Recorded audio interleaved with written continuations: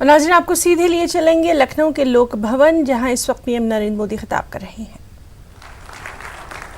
इसी तरह जन औषधि योजना, इससे सस्ती दवाइयां मिल रही है। यानी जो दवाई बाजार में जाकर के आप लेने जाते हैं 100 रुपया लगता है, जन औषधि केंद्र है वो 30-40 रुपए में मिल जाती है। जिनको परमानेंट दवाइयां लेनी पड़ती हैं उन लोगों को महीने का 800, 1000, 1200, 1500 रुपये तक का बिल की बचत हो रही है। यानी ये पूरे देश में जन औषधि केंद्र बहुत पॉपुलर हो रहे हैं और लोग जन औषधि केंद्र की दवाइयों को पसंद कर रहे हैं। वहीं स्टैंड्स हो, नी कैप्स की कीमतों में भी काफी कमी लाई गई है। साथियों, जैसे जैसे गरीब से गरीब को स्वास्थ्य सेवा उपलब्ध हो रही है, वैसे वैसे हेल्थ केयर की डिमांड भी बढ़ रही है। डिमांड बढ़ रही है तो नए नए अस्पतालों, नए नए क्लिनिक, नए नए नर्सिंग होम बनने का रास्ता खुला है। पिछले 5 वर्षों में रिकॉर्ड संख्या में मेडिकल सीटें बढ़ाई गई हैं। इसी साल पूरे देश में 75 नए मेडिकल कॉलेजों को मंजूरी देने का फैसला किया है। एक प्रकार से ये हर 3 लोकसभा सीटों के बीच एक मेडिकल कॉलेज बनाने के हमारे विजन को आगे बढ़ाने वाला एक सफल प्रयास है। और इसका बहुत बड़ा लाभ भी उत्तर प्रदेश को मिल रहा है। बीते 2-3 वर्षों में ही यूपी में 2 दर्जन से ज्यादा मेडिकल कॉलेज स्वीकृत किए जा चुके हैं, जिसमें से अनेक या तो शुरू हो चुके हैं या फिर निर्माण की प्रक्रिया में है। साथियों, सरकार द्वारा महिलाओं और बच्चों के स्वास्थ्य को बेहतर बनाने के लिए मिशन मोड में राष्ट्रीय पोषण अभियान समेत अनेक नए कार्यक्रम चलाए जा रहे हैं। टीबी को भारत से वर्ष 2025 तक पूरी तरह समाप्त करने के लिए भी राष्ट्रीय अभियान चल रहा है। देश के लोगों के स्वास्थ्य को सुधारने में, बीमारी पर होने वाले उनके खर्च को कम करने में ये 4 आयाम बहुत महत्वपूर्ण भूमिका निभा रहे हैं। साथियों, जन स्वास्थ्य के क्षेत्र में हो रहे इस अभूतपूर्व काम का लाभ यूपी में भी देखने को मिल रहा है। इस वर्ष एन्सेफेलाइटिस, इसके मामले में योगी जी और उनकी टीम ने और यूपी की जनता ने बहुत ही सराहनीय काम किया है और इसके लिए आप सब अभिनंदन के अधिकारी हैं। अंतर्राष्ट्रीय संगठनों ने भी, दुनिया के मान्य इंस्टीट्यूशन ने भी उत्तर प्रदेश की इस सफलता को सराहा है, उसकी प्रशंसा की है। स्वच्छता और स्वास्थ्य सुविधाओं को गांव-गांव तक सुलभ कराने का जो अभियान यहां की सरकार ने चलाया है, वो यूपी के लोगों के जीवन को आसान बनाने की दिशा में बड़ा कदम है। अब हमारा ये भी प्रयास होना चाहिए कि राष्ट्रीय पोषण मिशन और मिशन इंद्रधनुष के काम को हम और तेज करें, ताकि आने वाले समय में यूपी का हर बच्चा सुरक्षित रहे, हर नागरिक स्वस्थ रहे। साथियों, आज सुशासन दिवस पर ऐसे समय में जब हम नए वर्ष और नए दशक में प्रवेश करने जा रहे हैं, तब हमें अटल जी की एक और बात अवश्य याद रखनी चाहिए। अटल जी कहते थे कि हर पीढ़ी के भारत के प्रति, भारत की प्रगति में योगदान का मूल्यांकन 2 बातों के आधार पर होगा और ये दोनों मानदंड हर नागरिक के लिए है। हम कोई भी काम करें इन दोनों मानदंड को हमारे सामने रख करके करें। अटल जी ने हमें जो रास्ता दिखाया है उन दो में पहला है, हमें जो विरासत में मिली कितनी समस्याओं को हमने सुलझाया है, ये पहला मानदंड है। विरासत में समस्याएं आई हैं, आती हैं, लेकिन हमने जो विरासत में मिली वो कितनी समस्याओं को सुलझाया है। और दूसरा, राष्ट्र के भावी विकास के लिए हमने अपने खुद के प्रयासों से, इनिशिएटिव से कितनी मजबूत नींव रखी है। साथियों, इन दोनों सवालों के आलोक में आज हम कह सकते हैं कि 2020 के साल में भारत अभूतपूर्व उपलब्धियों के साथ प्रवेश कर रहा है। हमें विरासत में जो भी सामाजिक, आर्थिक और राजनीतिक समस्याएं और चुनौतियां मिली, उनके समाधान की निरंतर हम कोशिश कर रहे हैं। आर्टिकल 370 कितनी पुरानी बीमारी थी,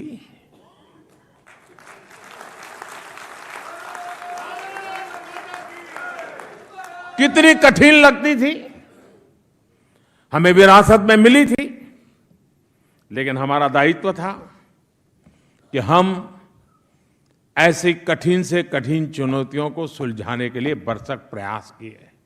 और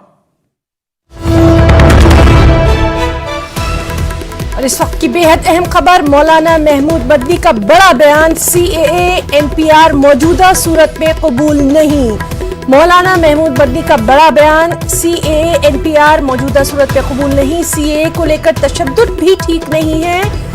और मौलाना महमूद मदनी ने पूछा है कि सरकार बताए कि आसाम के 19 लाख लोगों का क्या करना है। तो इस वक्त की बेहद अहम खबर, मौलाना महमूद मदनी ने सरकार से सवाल किया है कि आसाम के 19 लाख लोगों का क्या करना है। और साथ ही उन्होंने कहा कि CAA और NPR मौजूदा सूरत में कबूल नहीं है। यहां उन्होंने ये भी कहा है कि CAA को लेकर तशद्दुद भी ठीक नहीं है। तो मौलाना महमूद मदनी का बड़ा बयान, मौलाना महमूद मदनी ने साफ तौर पर कहा है कि CAA को लेकर जो तशद्दुद हो रहा है वो ठीक नहीं है। साथ ही उन्होंने ये भी कहा कि CAA और NPR मौजूदा सूरत में कबूल नहीं। सरकार बताए कि आसाम के 19 लाख लोगों का क्या करना है।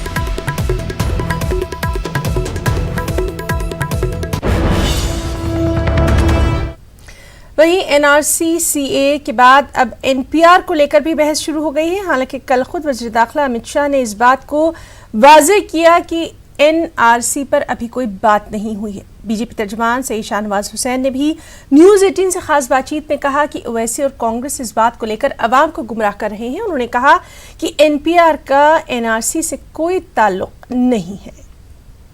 हमारे साथ बातचीत करने के लिए हैं बीजेपी के राष्ट्रीय प्रवक्ता सैयद शाहनवाज हुसैन साहब। सर, NRC के बाद में अब NPR को लेकर लगातार विवाद जारी है। विपक्ष कह रहा है कि सरकार ये NRC की पहली सीढ़ी NPR कर रहा है। देखिए, NRC का NPR से कोई संबंध नहीं है। देश के गृह मंत्री अमित शाह जी ने कल पूरे देश के सामने इस पर सारी स्थिति स्पष्ट की है। NPR तो कांग्रेस के जमाने में ही आ गया। हम तो सिर्फ प्रक्रिया को पूरा कर रहे हैं, नेशनल पॉपुलेशन रजिस्टर बना रहे हैं, एक मैपिंग कर रहे हैं।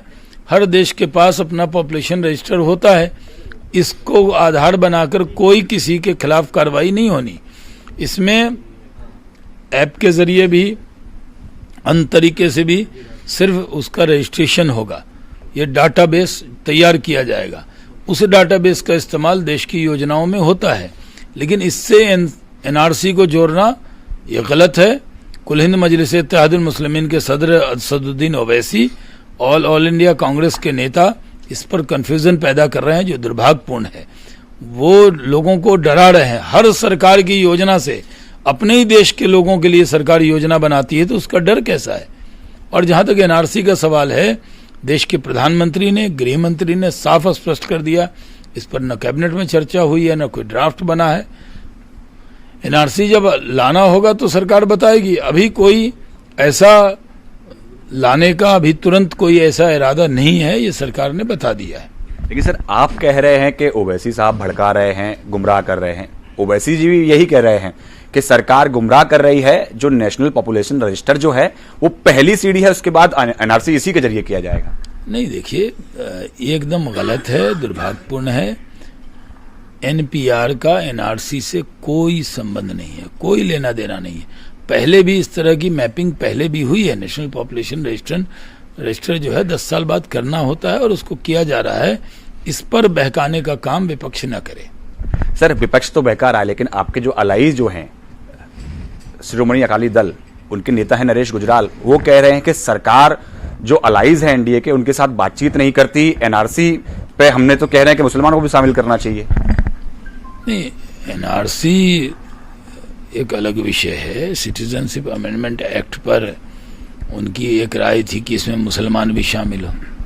तो कोई नागरिकता के जो पैमाने बने हुए हैं उसमें कहाँ किसी को कोई रोका जा रहा है। 2 दिन कबल ही तो एक पाकिस्तानी महिला को नागरिकता भारत की दी गई है। वो एक प्रक्रिया अलग है।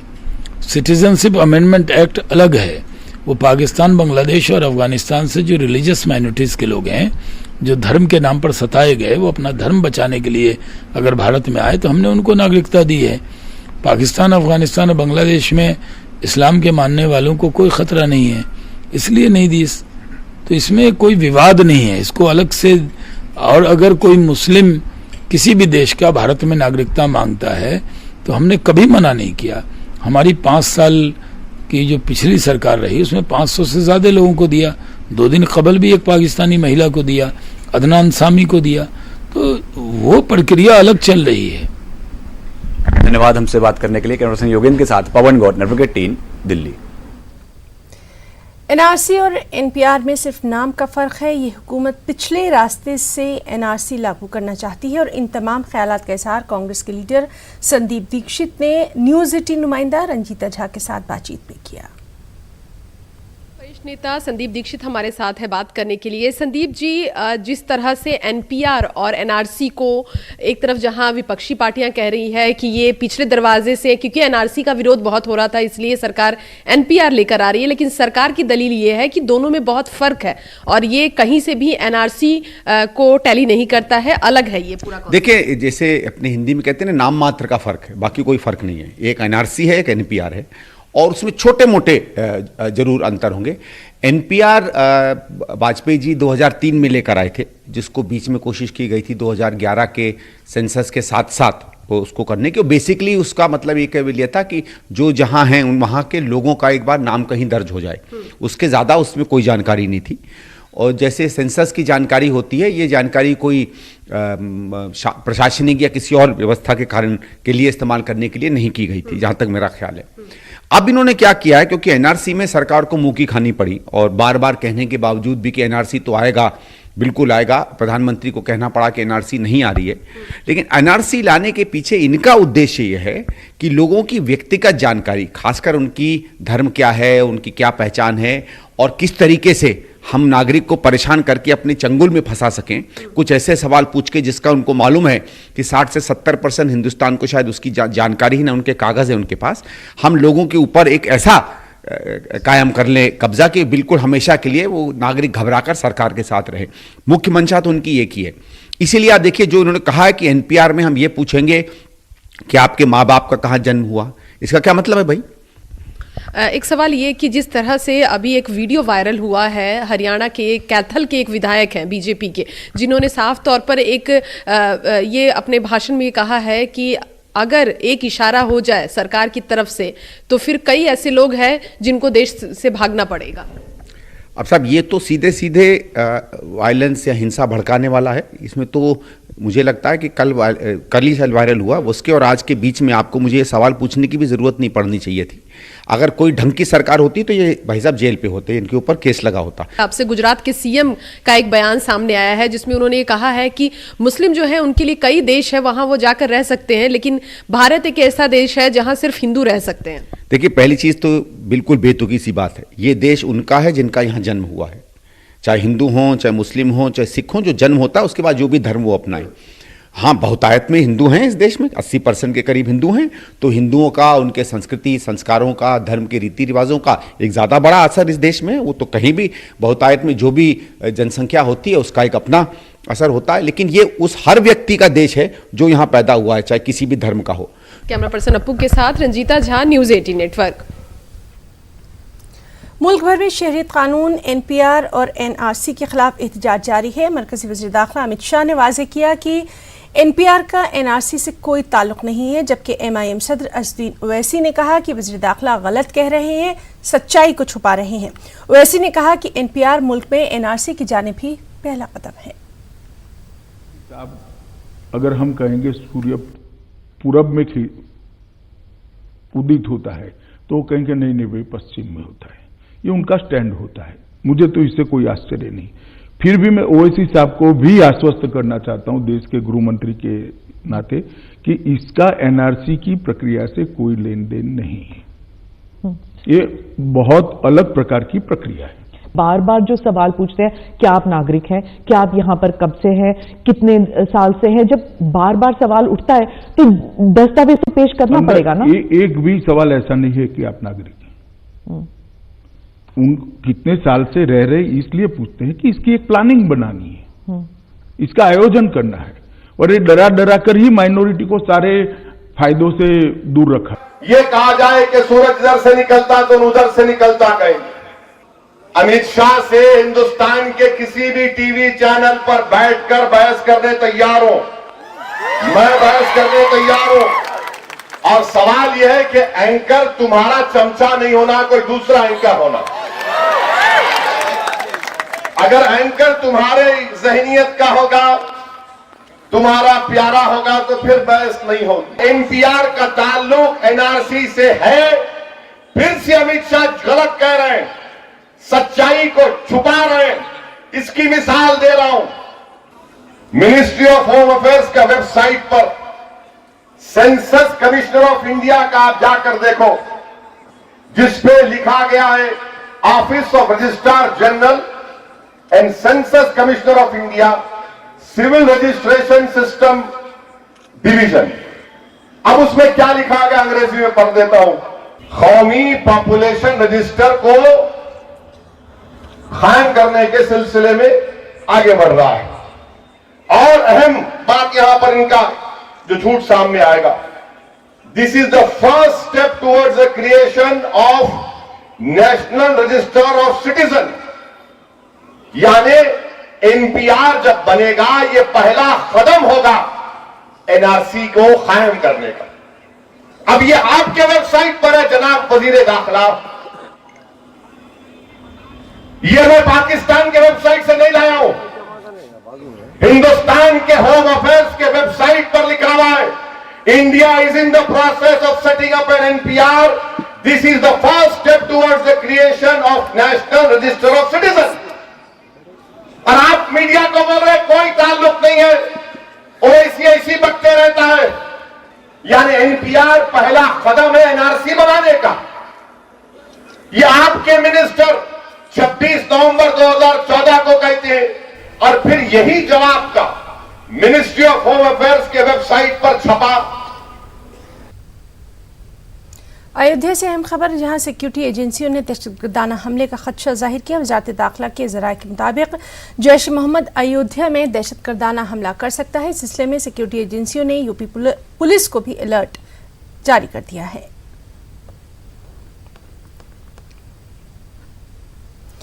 शुमाली हिंद में सर्दी का सितम जारी है। सर्दी बढ़ जाने से लोगों को काफ़ी मुश्किलात का सामना है। ठंड और कोहरे की वजह से कई ट्रेनों और परवाज़ों पर इसका साफ असर देखा जा रहा है। हालांकि सरकार ने कई जगहों पर रैन बसेरे कायम किए हैं जहां पर लोग रात गुजार सकते हैं। यहां पर इन लोगों के लिए बिस्तर, कंबल और कई तरह के इंतजामात भी किए गए हैं। रैन बसेरों में पनाह लेने वाले लोगों ने सरकार के इन इक़दामात की काफ़ी सताइश की है।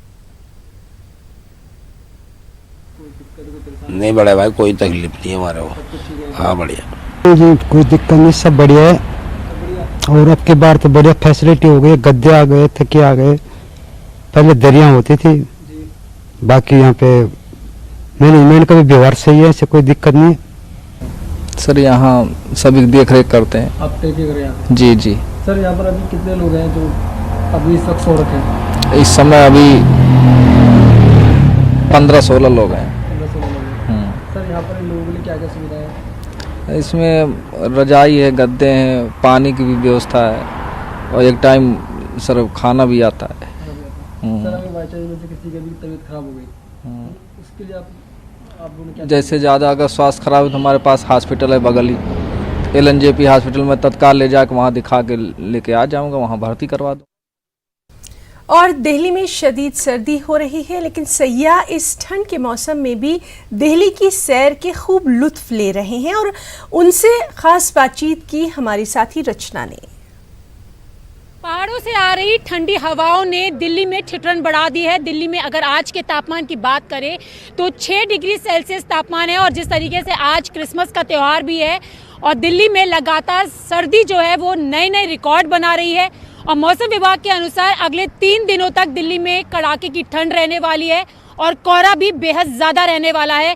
लेकिन इंडिया गेट पर जो लोग हैं वो अभी भी घूमने के लिए पहुंच रहे हैं। कुछ गर्ल्स भी मेरे साथ हैं, हम उन्हीं से जानेंगे कि उनका सर्दी को लेकर क्या कहना है। ये बताइए कि इतनी कड़ाके की ठंड हो रही है, क्या कहना चाहेंगी? मैम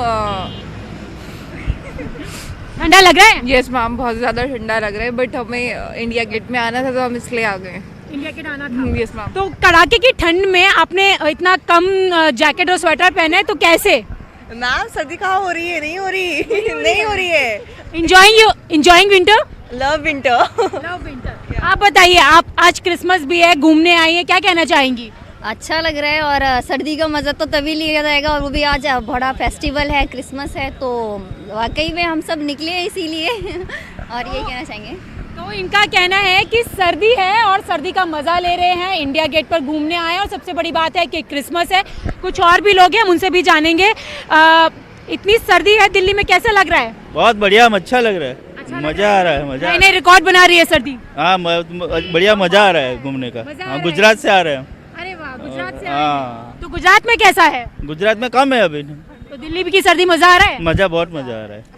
आपको कैसा लग रहा है दिल्ली की सर्दी में आके? अच्छा लगता है, बहुत अच्छा लगता है। अच्छा लग रहा है? हाँ। आप बताइए, आप क्या कहना चाहेंगी? बस अच्छा लग रहा है, बहुत अच्छा लग रहा है, मजा आ रही है, बहुत मजा आ रहा है। तो यहाँ पर जितने भी सैलानी आए हुए हैं उनका कहना है कि दिल्ली की सर्दी का तो अपना ही अलग मजा है और जिस तरीके से लगातार दिल्ली में सर्दी नए नए रिकॉर्ड बना रही है, ऐसे में घूमने का अपना मजा है। क्रिसमस का दिन है तो यहाँ पर तमाम लोग इंडिया गेट पर क्रिसमस मनाने और सर्दी का मजा लेने के लिए आ रहे हैं। लेकिन अगले 3-4 दिनों तक दिल्ली में जो सर्दी है वो बेहद ज़्यादा रहने वाली है और कोहरे की मार भी पड़ने वाली है। कैमरा पर्सन जगदीश गौतम के साथ रचना, न्यूज़ 18 दिल्ली।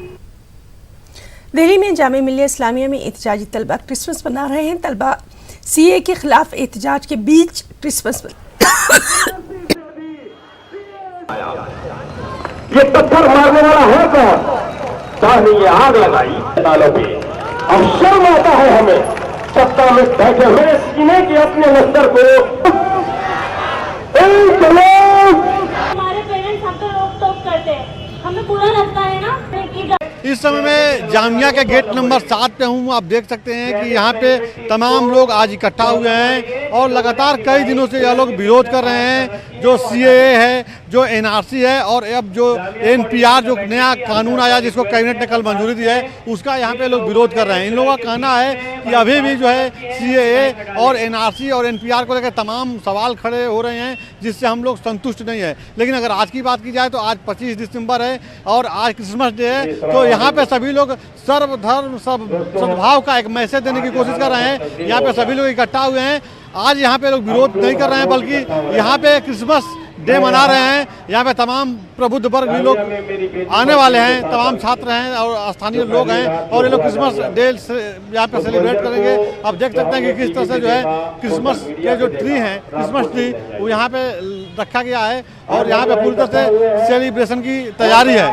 और इसके माध्यम से ये लोग मैसेज देने की कोशिश कर रहे हैं बार बार सरकार को कि यह जो कानून है, इस कानून से हम लोग संतुष्ट नहीं हैं। इस कानून को सरकार वापस ले और जब तक सरकार इस कानून को वापस नहीं लेगी तब तक हम लगातार प्रोटेस्ट करते रहेंगे। इस देश का जो अल्पसंख्यक तबका है, जो अल्पसंख्यक जो माइनॉरिटी है, वो हमेशा से प्रोसिक्यूशन के, प्रताड़ना के शिकार होते रहे। जिस तरीके से कि मोदी सरकार और संघीय सरकार ने मुस्लिमों को अपना निशाना बनाया है NRC के जरिए, मुस्लिमों के बाद जो उनका निशाना होगा वो ईसाई भी होंगे, सिख भी होंगे। हम सभी माइनॉरिटी को ये मैसेज देना चाहते हैं कि ये जो देश है वो साझी विरासत, साझी शहादत का देश है। सभी माइनॉरिटी के लोग जो हैं एक साथ इस लड़ाई में हमारे साथ खड़े हैं, ना कि माइनॉरिटी वाले। मेजॉरिटी वाले भी जो इस देश का नागरिक, जिसकी संविधान में आस्था है, जो इस देश के संविधान में आस्था रखता है, वो इस काले कानून के नागरिक संशोधन विधेयक के खिलाफ खड़ा है। हम लोग प्रोटेस्ट कर रहे हैं, लेकिन इस क्रिसमस सेलिब्रेशन के माध्यम से हम ये बताना चाहते हैं इस फांसीवादी सरकार को कि जुल्मतों के दौर में भी धरना के साथ साथ वो तमाम त्यौहार मनाया जाएगा जो हमें एक दूसरे से जोड़ता है, चाहे दिवाली हो, चाहे ईद हो, चाहे क्रिसमस हो। इस मौके पे चर्च के फादर भी आएंगे, गुरुद्वारे से सिख भी आएंगे और मंदिर से हमारे पुजारी भी आएंगे और मस्जिद से इमाम भी आएंगे और ये बताना चाहते हैं कि ये साझी विरासत, साझी शहादत और साझी नागरिकता की लड़ाई एक साथ देश लड़ रहा है। इसीलिए शरीयत कानून के ताल्लुक से भोपाल में कांग्रेस का एहतजाजी मुजाहरा जारी है। एहतजाजी रैली में रियासत भर से बड़ी तादाद में कारकुनान और लीडरान मौजूद हैं। कांग्रेस ने इस एहतजाज को सद्भावना मोर्चा का नाम दिया है। एहतजाज में वज़ीर आला कमलनाथ भी शामिल हैं। मार्च से पहले कमलनाथ ने एक बड़ी रैली से खिताब किया और कहा कि रियासत में आईन मुखालिफ कानून को नाफिज नहीं होने देंगे।